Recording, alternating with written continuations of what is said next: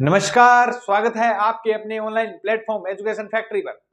तो जैसा कि आपको पता है, आज है 11 फरवरी और 11 फरवरी से संबंधित जितने भी राजस्थान के करंट अफेयर के संबंधित जो भी क्वेश्चन है वो अपने करेंगे। तो जो भी बच्चे पहली बार चैनल पे आए हैं वो पहले चैनल को सब्सक्राइब करना न भूलें और बेल आइकन जरूर दबा दीजिए ताकि आने वाली वीडियो का नोटिफिकेशन भी आप तक पहुंच सके। दूसरा, इस क्लास की जो पीडीएफ है वो हमारे व्हाट्सएप और टेलीग्राम चैनल के माध्यम से मिलेगी, जिसका लिंक डिस्क्रिप्शन में दिया गया है। अपने डेली की डेली करंट अफेयर की क्लास आ रही है, और तो ज्यादा से ज्यादा वीडियो को शेयर कीजिए, ज्यादा से ज्यादा स्टेटस पर लगाइए और ज्यादा से ज्यादा जो बच्चे क्लास देख रहे हैं वो नोट्स जरूर तैयार कीजिए भाई, क्योंकि डायरेक्ट टू डायरेक्ट क्वेश्चन आपको क्या है कि देखने को मिलेंगे। और अब रीड का टाइम थोड़ा रह गया है, तो ज्यादा से ज्यादा अपने जितने भी, जब तक क्या है कि लगभग आप याद रखना कि जनवरी का करंट अफेयर और पिछली जितनी भी क्लासें हैं, जैसे अपने बात करें तो 2024 का जुलाई के बाद का करंट अफेयर क्या है कि आप तैयार करें। कुछ एक दिनों में मैं मैराथन लगाऊंगा 2024 में, जो जुलाई के बाद का करंट अफेयर है वो पूरी की पूरी क्या है मैराथन लगाऊंगा, उसमें सारी की सारी बातें क्या क्लियर हो जाएगी। उसको आप 2 गुना में देख लेना, 1 गुना में देख लेना, क्योंकि वो क्लास लगाएंगे अपनी लाइव। तो ज्यादा से ज्यादा वीडियो को शेयर कीजिए, ज्यादा से ज्यादा जुड़िए। रीट के जितने भी बच्चे हैं, पशु टीचर के जेल प्रहरी के जितने भी बच्चे हैं, पशुधन सहायक के जितने भी बच्चे हैं, क्योंकि एग्जाम इन्हीं के नजदीक है। दूसरा, पटवारी की भर्ती आ रही है, राजस्थान पुलिस की भर्ती आ रही है, वीडियो की भर्ती आ रही है, और इस बार आपको कह दें कि 2025 ही आपके लिए अंतिम मौका है। नहीं तो फिर क्या है कि नौकरी के लिए क्या है तरसते रह जाओगे, क्योंकि भर्तियां इतनी हैं और वो भी क्या नजदीक नजदीक है। तो ज्यादा से ज्यादा तैयारी कीजिए, टाइम वेस्ट मत कीजिए, क्योंकि ऐसा मौका दोबारा कभी नहीं मिलेगा भाई।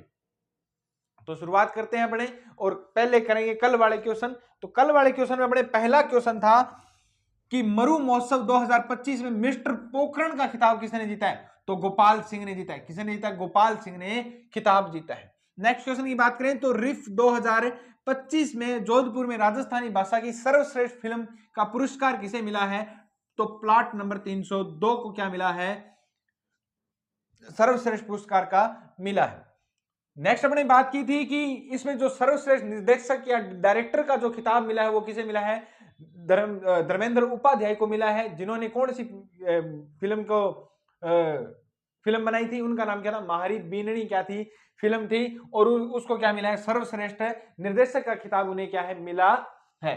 नेक्स्ट अपने बात करें तो राजस्थान सरकार के द्वारा शुरू की जाने वाली दवा आपके द्वार योजना का मुख्य उद्देश्य क्या है? तो याद रखना 60 वर्ष से अधिक उम्र के बुजुर्गों को घर बैठे दवा पहुंचाना इसका मुख्य उद्देश्य। नेक्स्ट अपने बात करें तो 7 से 8 फरवरी 2025 को 28वां इंडियन बर्ड फेयर का आयोजन कहां पर किया जाएगा? तो याद रखना जल महल जयपुर में किया जाएगा। मैंने आपको बताया था परीक्षा पे चर्चा की जा रही थी कल प्रधानमंत्री मोदी जी के द्वारा, तो खेल व अनुशासन पर कौन मार्गदर्शन देंगे? तो एमसी मेरी कॉम ने दिया था, अवनी लखेरा ने दिया था, सुहास यतिराज ने दिया था, और अपने मानसिक और स्वास्थ्य के लिए तो दीपिका पादुकोण ने। नेक्स्ट अपने बात करें आईपीएल की तर्ज पर पहली बार राजस्थान में आई लीग फुटबॉल प्रतियोगिता कहां शुरू होगी? तो जयपुर में। कहां पर शुरू की जाएगी? जयपुर में इसकी शुरुआत की जाएगी। नेक्स्ट अपने बात करें तो राज्य की किस संस्था ने ब्लड प्रेशर बीपी के सस्ते इलाज के लिए आयुर्वेदिक कैप्सूल बनाया है? तो याद रखना राष्ट्रीय आयुर्वेद संस्थान मानंद विश्वविद्यालय जयपुर ने क्या है ये कैप्सूल बना दिया। नेक्स्ट हमने बात करें राजस्थान में किस विभाग के द्वारा one district one app destination scheme शुरू की गई है? तो याद रखना पर्यटन विभाग के द्वारा यह स्कीम क्या है शुरुआत की गई है। नेक्स्ट अपने बात करें हाल ही में राजस्थान के किस कॉलेज में जेनेटिक और रेयर डिजीज का गर्भ में ही पता लगाने के लिए जेनेटिक टेस्टिंग लैब स्थापित की जाएगी? वो कहां पर की जाएगी? तो एसएमएस मेडिकल कॉलेज जयपुर में क्या है कि टेस्टिंग लैब स्थापित की जाएगी। नेक्स्ट क्वेश्चन की बात करें, नेक्स्ट क्वेश्चन था कि अंशकालीन पुजारियों के मानदेय को बढ़ाकर कितने रुपए प्रति माह कर दिया गया था? तो 7500 रुपए क्या है मानदेय बढ़ाकर कर दिया था। याद रखना मोस्ट इंपोर्टेंट क्वेश्चन आने वाले एग्जामों में 100% पूछा जाएगा। नेक्स्ट अपने बात की तो बनेश्वर धाम में मेले का आयोजन कब किया जाएगा? तो 8 से 12 फरवरी को बनेश्वर धाम मेले का आयोजन किया जाएगा, जिसे आदिवासियों का कुंभ कहा जाता है। नोटापुरा में स्थित है, जहां पर माही जाखम और सोम नदी का क्या है त्रिवेणी संगम है। बेणेश्वर धाम मेले का आयोजन डूंगरपुर में क्या है किया जाता है। ये अपने क्या है कल के मोस्ट इंपोर्टेंट क्वेश्चन थे, उनकी अपने बात की है। अब अपने आज के मोस्ट इंपोर्टेंट क्वेश्चन करेंगे, तो कॉपी पेन लेकर तैयार हो जाओ, जैसे कि मैं नोट करवाऊं वैसे के वैसे नोट करते जाना। अपने बात करें तो मरु महोत्सव 2025 में मरुश्री का खिताब किसने जीता है? तो मरुश्री का खिताब किसने जीता है? तो याद रखना धीरज पुरोहित ने क्या जीता है? मरुश्री का खिताब जीता है। अपने पूरी की पूरी वापिस से लिखते हैं मरु महोत्सव के बारे में, तो याद रखना मरु महोत्सव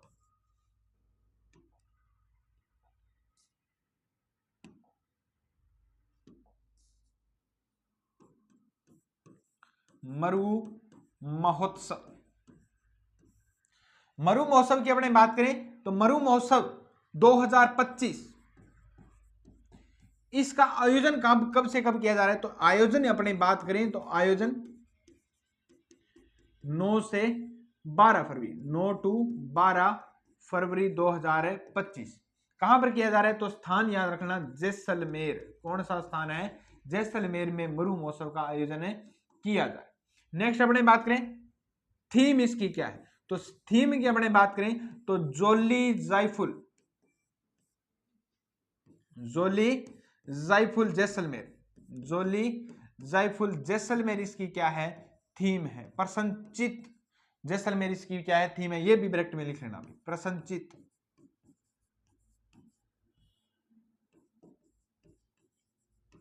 नेक्स्ट अपने बात करें तो मिस्टर पोखरण कौन रहे हैं? तो मिस्टर पोखरण की अपने कल बात की थी, तो मिस्टर पोखरण कौन रहे हैं? इसमें मिस्टर पोखरण रहे हैं गोपाल सिंह। कौन रहे हैं? गोपाल सिंह। नेक्स्ट याद रखना इसमें जो मिस पोखरण रही है वो रही है अभिलाषा चौधरी। मिस पोखरण कौन रही है? तो मिस पोखरण याद रखना, मिस पोखरण कौन रही है? अभिलाषा चौधरी रही है। अभिलाषा चौधरी, अभिलाषा चौधरी याद रखना। अभिलाषा चौधरी क्या रही है? मिस पोखरण रही है। नेक्स्ट याद रखना कि मिसेस जैसलमेर कौन रही है? मिसेस जैसलमेर, मिसेस जैसलमेर की अपने बात करें तो मिसेस जैसलमेर जो रही है वो रहे भावना गहलोत रही है। कौन रही है? भावना गहलोत। भावना गहलोत क्या रही है? मिसेस जैसलमेर रही है, जो कहां की है? जोधपुर की है। जो कहां की है? जोधपुर की है। याद रखना मिस मुमल कौन रही है? तो मिस मुमल रही है, ये पूरे के नाम याद रखना। मिस मुमल कौन रही है? तो मिस मुमल का जो खिताब जीता है वो किसने जीता है? याद रखना कोमल सिद्ध ने जीता है। किसने जीता है? कोमल सिद्ध ने जीता है। कोमल सिद्ध ने क्या जीत लिया? मुमल का खिताब जीत लिया। कोमल सिद्ध ने मिस मुमल का खिताब जीत लिया, जो कहां की निवासी है? तो बीकानेर की निवासी है। कहां की निवासी है? बीकानेर की निवासी है। याद रखना जो मरुश्री या डेजर्ट जैसलमेर या डेजर्ट मिस डेजर्ट मरुश्री या मिस डेजर्ट,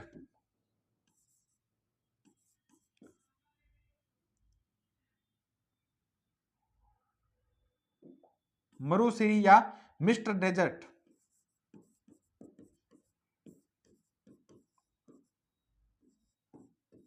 या मरुश्री, इसी को मरुश्री हिंदी में कहते हैं। मरुश्री या मिस्टर डेजर्ट का खिताब किसने जीता है?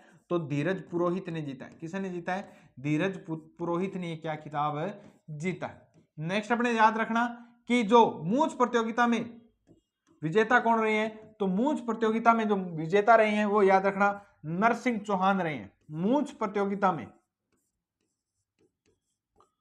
मूंछ प्रतियोगिता में विजेता कौन रहे हैं? तो नरसिंह चौहान रहे हैं। नरसिंह चौहान रहे हैं। मूंछ प्रतियोगिता में जो विजेता रहे हैं वो कौन रहे हैं? नरसिंह चौहान रहे हैं। साफा बांध प्रतियोगिता में, साफा बांधो प्रतियोगिता में, तो साफा बांधो प्रतियोगिता में कौन विजेता रहे हैं? तो नाथू सिंह रहे हैं। कौन रहे हैं? नाथू सिंह विजेता रहे हैं। भी नाथू सिंह क्या रहे हैं? विजेता रहे हैं। ये क्या है? अपने मोस्ट इंपोर्टेंट बातें जितनी अपने लिखी है वो क्या है? पूरी की पूरी अपने मरु जो महोत्सव हुआ है जैसलमेर में आयोजन चल रहा है 9 से 12 फरवरी तक इसका आयोजन चलेगा। उसके अंदर क्या है कि मोस्ट इंपोर्टेंट बातें थी वो पूरी पूरी मैंने बातें बता दी। तो मरु महोत्सव मरुश्री का खिताब या मिस्टर डेजर्ट याद लिखना भी, मिस्टर डेजर्ट, तो धीरज पुरोहित ने जीता है। मरु महोत्सव के बारे में याद रखना 9 से 12 फरवरी को आयोजन किया गया था जैसलमेर में। थीम जोली जायफल जैसलमेर, प्रसन्नचित जैसलमेर, इसी को हिंदी में कहते हैं। मिस्टर पोखरण का खिताब किसने जीता? गोपाल सिंह ने जीता है। और मिस पोखरण का खिताब किसने जीता है? अभिलाषा चौधरी ने जीता है। मैसेज जैसलमेर का खिताब किसने जीता है? तो भावना गहलोत ने जीता है, जो कहां की है? जोधपुर की है। और याद रखना कि मिस मुमल का खिताब किसने जीता है? तो कोमल सिद्ध ने जीता है, जो कहां की है? बीकानेर की है। और मिस्टर डेजर्ट का जो खिताब जीता है वो धीरज पुरोहित ने जीता है। और मूंछ प्रतियोगिता में जो विजेता रहे हैं वो कौन रहे हैं? तो नरसिंह चौहान रहे हैं। और साफा बांधो प्रतियोगिता में जो विजेता रहे हैं वो कौन रहे हैं? नाथू सिंह रहे हैं। कौन रहे हैं? नाथू सिंह विजेता रहे हैं। ये था अपना क्या है कि पहला क्वेश्चन, जिसकी अपने चर्चा करी। संपूर्ण की संपूर्ण बातें याद रखना मरु महोत्सव के बारे में।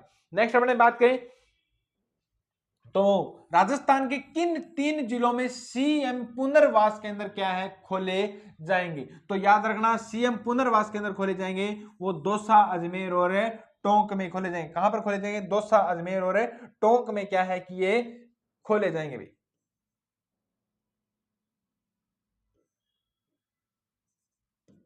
दौसा, अजमेर और टोंक में क्या है? खोले जाएंगे। कौन से खिताब?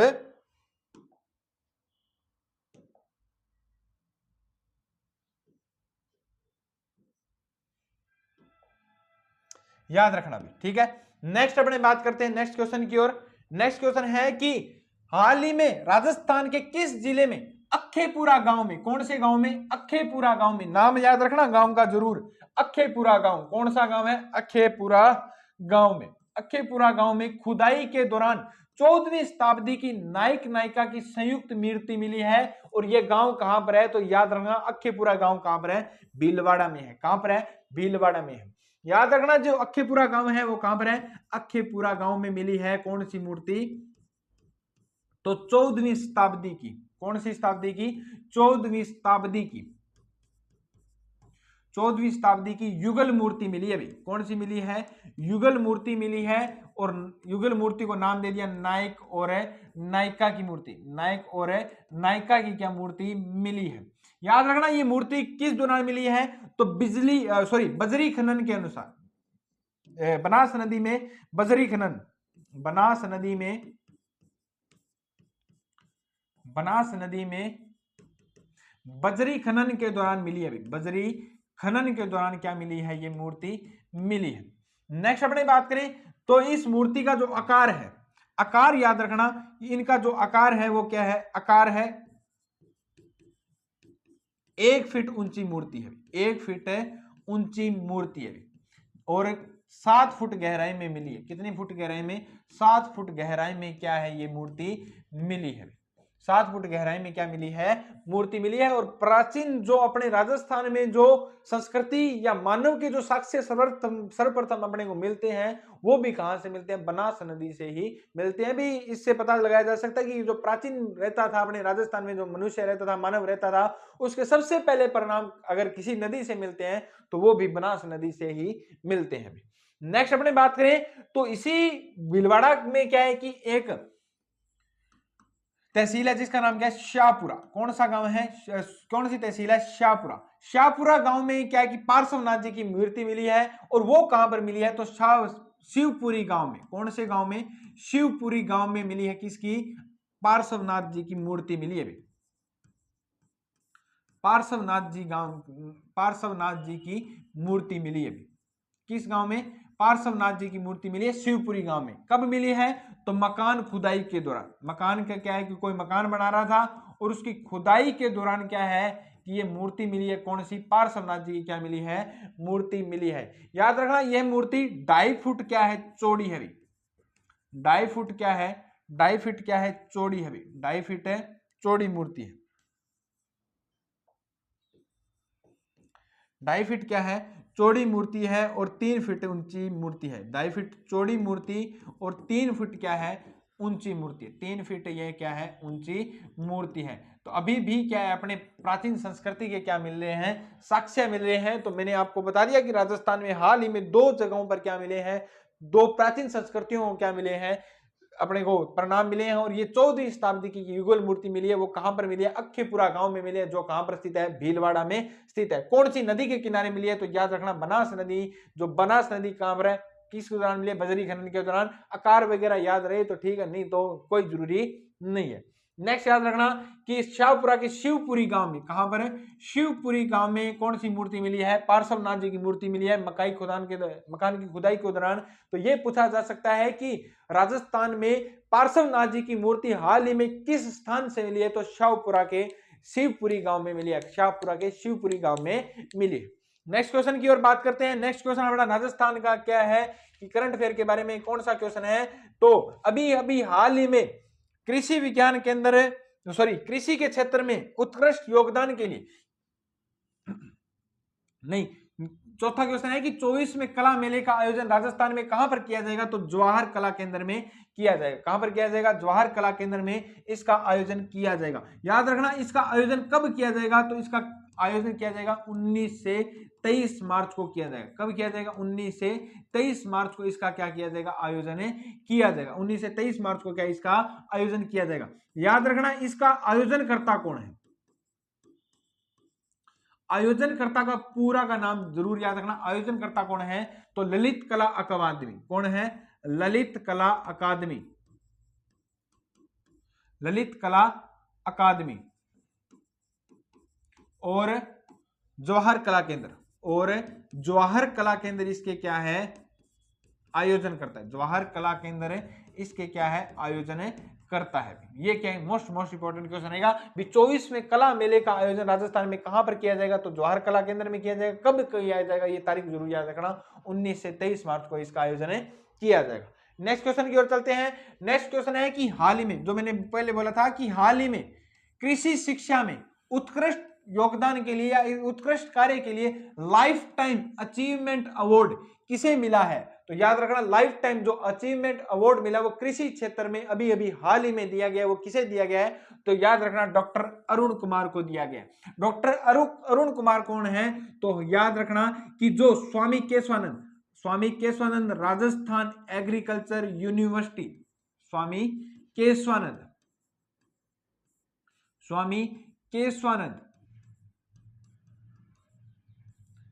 राजस्थान कृषि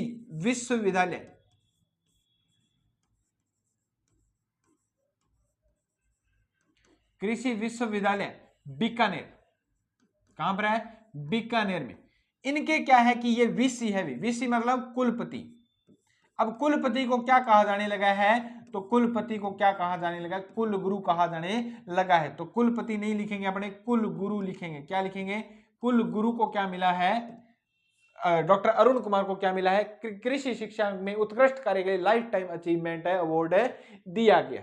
याद रखना राजस्थान का SKRU राजस्थान का प्रथम कृषि विश्वविद्यालय भी, राजस्थान का प्रथम कृषि विश्वविद्यालय कौन सा है? तो प्रथम कृषि विश्वविद्यालय SKRAU स्वामी केशवानंद राजस्थान है कृषि विश्वविद्यालय। याद रखना इसकी स्थापना कब हुई थी? तो इसकी स्थापना हुई थी अगस्त 1987 में। कब की गई थी? अगस्त 1987 में इसकी क्या की गई थी? स्थापना की गई थी। याद रखना पहले इसका नाम था राजस्थान कृषि विश्वविद्यालय और 2009 में इसका नाम बदलकर क्या कर दिया गया? तो याद रखना 2009 में इसका नाम बदलकर कर दिया गया था स्वामी केशवानंद राजस्थान एग्रीकल्चर यूनिवर्सिटी इसका नाम कर दिया गया था। ये क्या है? मोस्ट इंपॉर्टेंट बातें क्या याद रखना। डॉक्टर अरुण कुमार जी वर्तमान में वहां के क्या है? वीसी है, कुलपति है, कुल गुरु है। याद रखना कि ये जो कुल गुरु कहा जाने लगा है ये अभी अभी क्या है कि यूनिवर्सिटी विश्वविद्यालय राजस्थान विश्वविद्यालय अमेंडमेंट बिल या लॉज बिल क्या है 4 फरवरी को पारित हुआ है विधानसभा में। उसके बाद से अब क्या है कि वीसी को क्या कहा जाने लगा है? कुल गुरु कहा जाने लगा है। ये क्या अपने बातें नोट कर चुके हैं। नेक्स्ट याद रखना कि राजस्थान पशु चिकित्सालय और राजस्थान पशु विज्ञान विश्वविद्यालय जोबनेर के प्रथम कुलपति कौन बने हैं? प्रथम कुलपति या कुलगुरु कौन बने हैं? तो याद रखना त्रिभुवन शर्मा बने हैं। कौन बने? त्रिभुवन शर्मा प्रथम क्या बने? वीसी बने। प्रथम कुलगुरु या कुलपति कौन बने? तो त्रिभुवन शर्मा बने। याद रखना कौन बने? त्रिभुवन शर्मा बने। याद रखना जो जोबनेर में कृषि जो पशु विश्वविद्यालय बने यह राजस्थान का दूसरा कृषि पशु विश्वविद्यालय भी, पशु चिकित्सा विश्वविद्यालय राजस्थान का दूसरा पशु चिकित्सा विश्वविद्यालय अभी बना है भी, पशु चिकित्सा विश्वविद्यालय भी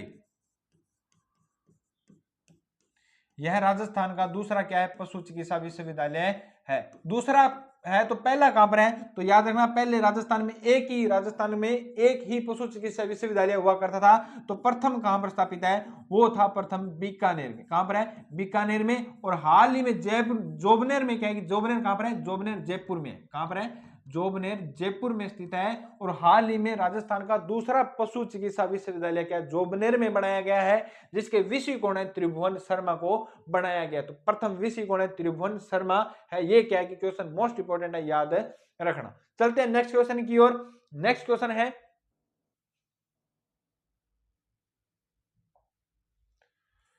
कि देश का पहला मेडिकल कॉलेज कौन सा है जिसे कैंसर का टीका बनाने की क्या मिली है, अनुमति मिली है। देश का पहला मेडिकल कॉलेज है वो कौन सा है जिसे कैंसर का टीका बनाने की क्या है, अनुमति मिली है। जिस प्रकार आपको पता है कि कैंसर एक लाइलाज बीमारी है। भारत में वैसे तो लाइलाज बीमारी नहीं कर सकते क्योंकि फॉरेन में क्या है कि इसका इलाज मिल चुका है, लेकिन अभी क्या है कि भारत में इसका इलाज नहीं मिल रहा है, तो लाइलाज बीमारी है। तो अभी अभी क्या है कि कैंसर का जो टीका बनाने की जो अनुमति मिली है वो किसे मिली है, तो याद रखना महात्मा गांधी मेडिकल कॉलेज को मिली है। और ये मेडिकल कॉलेज अपने राजस्थान में स्थित है। राजस्थान में कहां पर है, तो जयपुर में स्थित है। कहां पर स्थित है, जयपुर में स्थित है। नेक्स्ट क्वेश्चन की ओर चर्चा करते हैं। नेक्स्ट क्वेश्चन है कि बंगाल ग्लोबल बिजनेस समिट 2025 के दौरान राजस्थान सरकार ने किस राज्य की सरकार के साथ एमओयू पर क्या किए हैं, हस्ताक्षर किए हैं। तो एमओयू पर हस्ताक्षर किसने किए हैं, तो पश्चिम बंगाल के साथ किए। किसके साथ किए, पश्चिम बंगाल के साथ किए हैं। याद रखना इसमें प्रतिभागी कौन रहे हैं जिन्होंने एमओयू पर साइन किए हैं, तो प्रतिभागी का नाम याद रखना, doctor Ashok Kumar. Doctor Ashok Kumar, doctor Ashok Kumar.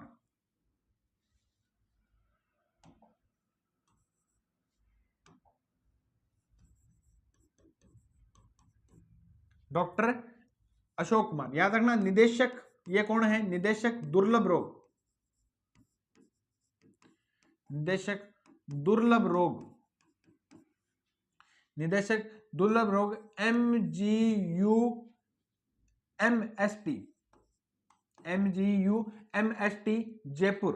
इसके क्या है, ये निदेशक है। क्या है, निदेशक है। याद रखना कि इसका मुख्य उद्देश्य क्या है। मुख्य उद्देश्य याद रखना, इस एमओयू पर हस्ताक्षर किए इसका मुख्य उद्देश्य क्या है कि दुर्लभ लोगों पर जागरूकता बढ़ाना। दुर्लभ रोगों पर क्या है, जागरूकता बढ़ाना। दुर्लभ रोगों पर सम्मेलन बुलाकर, दुर्लभ रोगों पर सम्मेलन, जागरूकता बढ़ाना। सम्मेलन, दुर्लभ लोगों पर सम्मेलन में जागरूकता को बढ़ावा देना।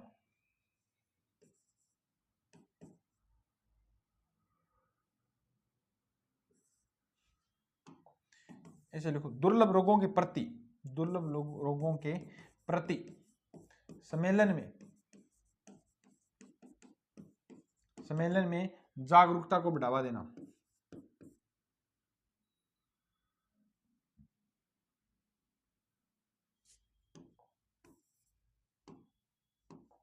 जागरूकता को बढ़ावा देना, ये क्या है, मुख्य उद्देश्य है। याद रखना कि इसका उद्देश्य क्या है।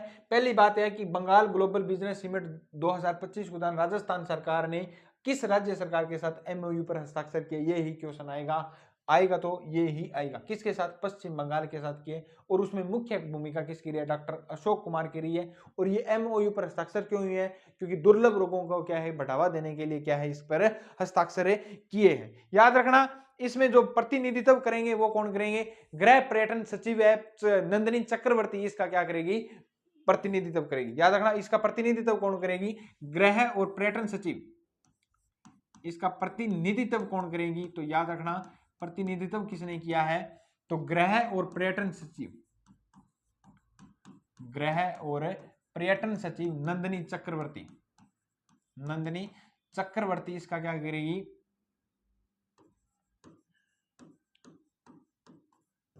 इसका प्रतिनिधित्व करेगी। ये क्या है कि मुख्य बात याद रखना, इस एमओयू पर जो हस्ताक्षर हुए उसकी बात है याद रखना। नेक्स्ट अपने बात करते हैं question important, most important question है, जरूर क्या है कि या ये पूछा जाएगा।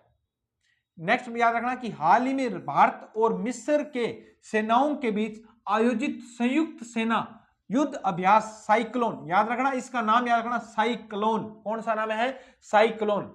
साइक्लोन 2025 कहां पर आयोजित किया जा रहा है, तो याद रखना महाजन फील्ड रेंज जयपुर में इसका क्या है, इस युद्ध अभ्यास, सॉरी महाजन फील्ड रेंज बीकानेर, महाजन फील्ड रेंज है, फायरिंग रेंज बीकानेर है, वहां पर क्या है कि इस जो भारत और मिस्र की सेना के बीच में क्या किया जाएगा, युद्ध अभ्यास किया जाएगा, जिसका नाम क्या है, साइक्लोन है।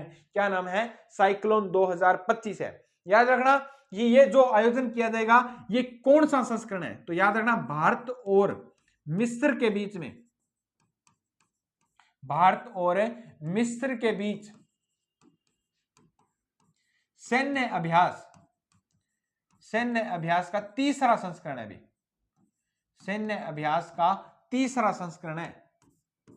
कौन सा संस्करण है, तीसरा संस्करण है। कौन सा संस्करण है, तीसरा संस्करण है। अब इसका आयोजन, अब ये अभ्यास किया कब जाएगा, तो याद रखना अभियान आयोजन का, याद रखना इसका आयोजन 10 से 23 फरवरी के मध्य, 10 से 23 फरवरी के मध्य इसका आयोजन किया जाएगा, 10 से 23 फरवरी के मध्य इसका आयोजन किया जाएगा। याद रखना भी इसका मुख्य उद्देश्य क्या है कि भारत और मिस्र की सेना के बीच में संयुक्त अभ्यास, उनकी सेना की जो क्या है कि गतिविधियों को क्या बढ़ावा देना, इसका मुख्य उद्देश्य है। ये तो आप बता ही दोगे। मेन याद रखना कि यह अभ्यास 2025 का, यह अभ्यास 2025 का प्रथम सैन्य अभ्यास है, प्रथम सैन्य अभ्यास है। यह क्वेश्चन जरूर पूछा जाएगा कि भारत का प्रथम सैन्य अभ्यास कौन सा है, तो प्रथम सैन्य अभ्यास याद रखना कौन सा है, प्रथम सैन्य अभ्यास साइक्लोन 2025 है। यह जरूर नाम पूछा जाएगा। किस किस के बीच में है, भारत और मिस्र के बीच में है, कब से कब, 10 से 23 फरवरी को। कौन सा संस्करण है, तो तीसरा संस्करण है। कौन सा संस्करण है, तीसरा संस्करण है। ये क्या मुख्य बातें याद रखना। नेक्स्ट अपने बात करते हैं नेक्स्ट क्वेश्चन की ओर कि आईफा अवार्ड 2025, याद रखना आईफा अवार्ड 2025 का आयोजन किस शहर में किया जाएगा, तो राजस्थान में पहली बार आईफा अवार्ड का क्या है, आयोजन किया जाएगा। पहली लाइन ही लिख लो कि राजस्थान में पहली बार आईफा अवार्ड का आयोजन, पहली बार आईफा अवार्ड तो आपने देखा होगा, आईफा अवार्ड का आयोजन,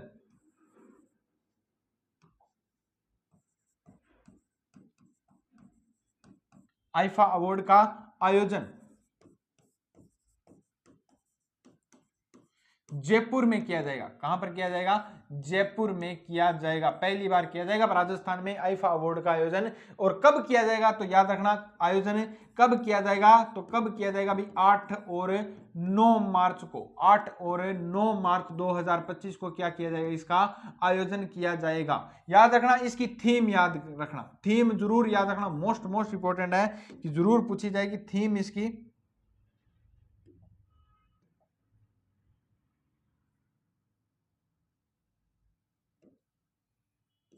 थीम इसकी याद रखना, थीम इसकी याद रखना, silver is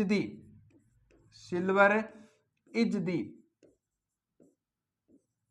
new gold, silver is the new gold इसकी क्या है, थीम है भी, silver is the new gold इसकी थीम है। और ये थीम क्यों रखी गई है, क्योंकि आईफा को 25 वर्ष क्या है पूरे हो रहे हैं, आईफा अवार्ड को 25 वर्ष पूरे होने पर, आईफा अवार्ड को 25 वर्ष पूरे होने पर क्या है, ये थीम रखी गई है, 25 वर्ष पूरे होने पर क्या है, थीम रखी गई है। याद रखना राजस्थान को डेस्टिनेशन फिल्म के रूप में, याद रखना राजस्थान को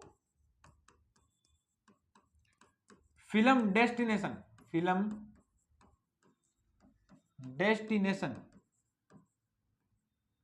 के रूप में, फिल्म डेस्टिनेशन के रूप में प्रमोट करने के लिए, प्रमोट करने के लिए राजस्थान फिल्म टूरिज्म, प्रमोट करने के लिए राजस्थान फिल्म टूरिज्म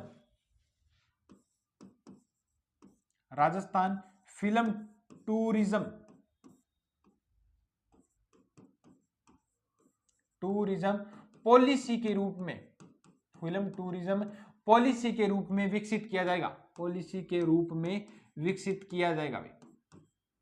तो अपने राजस्थान में सभी सितारे क्या है आएंगे, कब 8 से 9 मार्च को आएंगे, जिसमें करीना कपूर भी क्या है कि प्रदर्शन करेंगी, जिसमें शाहरुख खान वगैरह सभी क्या है कि अपना प्रदर्शन करेंगे। और आईफा अवार्ड राजस्थान में पहली बार क्या है आयोजन किया जा रहा है, जयपुर में, याद रखना भाई। नेक्स्ट क्वेश्चन की ओर करते, वापिस से सुन लो कि राजस्थान में पहली बार आईफा अवार्ड का आयोजन किया जा रहा है, कहां पर, जयपुर में, कब से कब, 8 से 9 मार्च को। और थीम इसकी क्या है, silver is the new gold. IIFA award को 25 वर्ष पूरे हो रहे हैं, इसलिए इसकी थीम क्या रखी गई है, silver is the new gold इसकी थीम है रखी गई है। क्यों आयोजन किया जा रहा है कि याद रखना राजस्थान को फिल्म डेस्टिनेशन के रूप में प्रमोट करने के लिए, राजस्थान फिल्म टूरिज्म पॉलिसी क्या विकसित करने के लिए इसका आयोजन है किया जा रहा है। नई नीति बनाई जाएगी फिल्म के बारे में, फिल्मों के लिए नई नीति बनाई जाएगी, इसलिए क्या है कि प्रमोट करने के लिए इसको राजस्थान में इसका अवार्ड का आयोजन किया जा रहा है। नेक्स्ट क्वेश्चन की ओर चलते हैं कि याद रखना कि श्याम सुंदर स्वामी, याद रखना कि श्याम सुंदर स्वामी जी ने कहां से है, बीकानेर से, कहां से है, बीकानेर से। किस खेल से संबंधित है, तीरंदाजी से। इतनी बातें तो क्या है कि सपने में याद होनी चाहिए स्वामियों के बारे में कि बीकानेर से है श्याम सुंदर स्वामी और तीरंदाजी खेल से क्या है संबंधित है।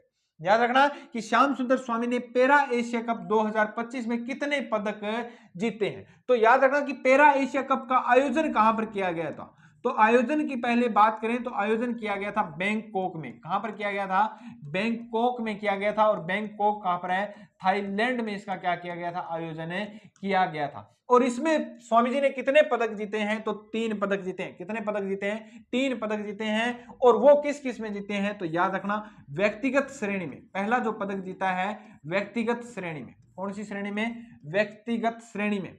व्यक्तिगत श्रेणी में जो इन्होंने पदक जीता है वो कौन सा जीता है, गोल्ड पदक जीता है। गोल्ड मतलब सोने का पदक जीता है। नेक्स्ट अपने बात करें, इन्होंने मिश्रित श्रेणी में मतलब जोड़ीदार दोनों ने साथ साथ जीता है। तो मिश्रित श्रेणी में जो पदक जीता है वो भी कौन सा जीता है, तो गोल्ड जीता है। कौन सा जीता है, गोल्ड जीता है। मिश्रित श्रेणी में क्या जीता है, गोल्ड जीता है। और इस श्रेणी में इनके जोड़ीदार कौन है, तो जोड़ीदार याद रखना इनके साथ जो खेले उनका नाम क्या है, सरिता कुमारी है। क्या नाम है, सरिता कुमारी। सरिता कुमारी याद रखना, सरिता कुमारी। फिर इन्होंने तीसरा पदक किसमें जीता है, तो कंपाउंड श्रेणी में। किसमें जीता है, कंपाउंड श्रेणी में जीता, जिसकी हमने बात कल की थी। कंपाउंड श्रेणी में पदक जीता है। और वो कौन सा जीता है, तो सिल्वर पदक जीता है। कौन सा पदक जीता है, सिल्वर पदक जीता है। सिल्वर पदक जीता है। याद रखना कौन सी श्रेणी में, कंपाउंड श्रेणी में सिल्वर पदक जीता है। और इसमें इनके जोड़ीदार कौन है, तो राकेश कुमार है। कौन है, जोड़ीदार इनके कौन है, राकेश कुमार इसमें क्या है, इनके जोड़ीदार रहे हैं। याद रखना कि श्याम सुंदर स्वामी का संबंध बीकानेर जिले से है। तीरंदाजी में इन्होंने 3 पदक जीते हैं, 2 तो गोल्ड जीते हैं और 1 क्या जीता है, सिल्वर पदक जीता है। तीनों श्रेणी अलग अलग लिखा दी, व्यक्तिगत श्रेणी, मिश्रित श्रेणी और कंपाउंड श्रेणी, तीनों जरूर याद रखना। याद रखना कि पैरा एशिया कप तीरंदाजी, पैरा एशिया तीरंदाजी कप का आयोजन कहां पर किया गया, बैंकॉक थाईलैंड में किया गया। अब आपके लिए एक क्वेश्चन है कि तीरंदाजी में अपने पैरा एशिया तीरंदाजी कप 2025 है, इसमें 2 खिलाड़ियों ने क्या है भारत की तरफ से भाग लिया है। पहला तो आपको पता है श्याम सुंदर स्वामी है, दूसरे का नाम आपको कमेंट में जरूर बताना है, वो भी क्या बीकानेर के ही निवासी है भी। ये कमेंट में आपको आंसर जरूर बताना है। ये थी अपनी मोस्ट इंपॉर्टेंट क्लास, जिसमें 11 क्वेश्चन अपने क्या है कंप्लीट कर लिए। अब अपने करते हैं सुजस बुलेटिन के बारे में। सुजस बुलेटिन में क्या है कि ये देखो परीक्षा पे क्या की गई, चर्चा की गई। क्या की गई, चर्चा की गई। और परीक्षा पे चर्चा की गई तो याद रखना परीक्षा पे चर्चा का कौन सा संस्करण है, तो याद रखना परीक्षा पे चर्चा का 8वां संस्करण है भाई, सॉरी संस्करण है, 8वां संस्करण है। कौन सा संस्करण है, 8वां संस्करण है भाई। कौन सा संस्करण है, 8वां संस्करण है। याद रखना ये मोदी जी बच्चों के साथ बात कर रहे हैं, जिसमें अपने पूरी बातें कल नोट की थी। मंडपम दिल्ली में इसका आयोजन किया जा रहा है, मुख्य वक्ता ही मोदी जी हैं, जिसमें खेल और अनुशासन में मेरी कॉम है। अपने बात करें तो अपनी राजस्थान की याद रखना अवनी लखेरा है। कौन है, अवनी लखेरा है, जिसमें और याद रखना मानसी के लिए दीपिका पादुकोण को अलग अलग क्या है कि अलग अलग व्यक्तियों को क्या है इसमें प्रमोट किया गया है, ये याद रखना। नेक्स्ट क्वेश्चन की बात करें तो ये याद रखना कि विकसित उत्तराखंड हमारी प्राथमिकता, ये किसने कहा है कि भजन लाल जी ने कहा है। ये क्या है, मंदिर में गए थे, पशुपतिनाथ महादेव मंदिर में प्राण प्रतिष्ठा में शामिल हुए थे। पशुपतिनाथ का मंदिर कहां पर है, तो याद रखना चित्तौड़गढ़ में, याद रखना पशुपतिनाथ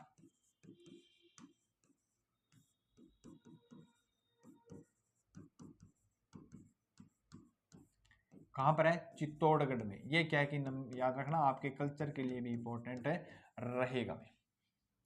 ये केंद्र सरकार की क्या है घोषणा गिरा रही है, क्योंकि राष्ट्रपति राज्यपाल के अभिभाषण के बाद उनकी क्या है कि जवाब देते हैं, जो भी क्वेश्चन उठाए जाते हैं वो बदललाल जी इसमें क्या है सारी प्राथमिकता बता रहे हैं। नेक्स्ट अपने बात करें तो कल आपसे 2 क्वेश्चन पूछे गए।